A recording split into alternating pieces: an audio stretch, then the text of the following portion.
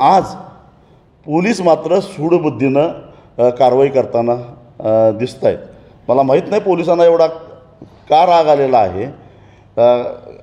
आता आरोपी सापडत नाहीत, त्यांना संशयित जे आहेत ते सापडत नाहीत म्हणून ते काय गुन्हेगार नाहीत, लक्षात ठेवा।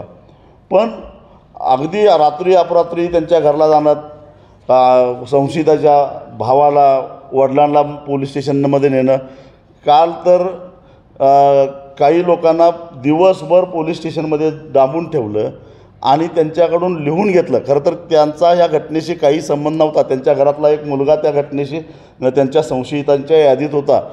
लिहून असं घेतलं की माझा मुलगा दगडफेकीमध्ये पुढं होता, हे मी कबूल करतो आणि तो आता फरारी आहे, त्याला पोलिसांच्या समोर हजर करून द्यायला तयार आहे। हे नातेवाईकांच्याकडनं लिहून घ्यायचा अधिकार पोलिसांना कोणी दिला? एवढंच नव्हे तर दुसरी घटना अशी आहे की एक संशयित फरारी आहे, छोटा उद्योजक आहे आणि त्याच्या कारखान्यामध्ये काम करणाऱ्या कामगाराला सकाळी पोलिसांनी ताब्यात घेतलं आणि त्याला सांगितलं की तुझ्या मालकाला बोलव, त्याशी तुला सोडणार नाही। त्याचा काय संबंध? तो बिचारा कामगार, म्हणजे काय वेट भिकारी आहे का?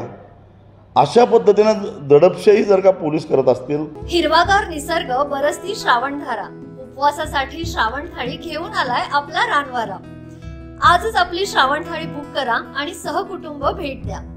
Ranwara agro form and resort, संपर्क 83 20 14 58 47।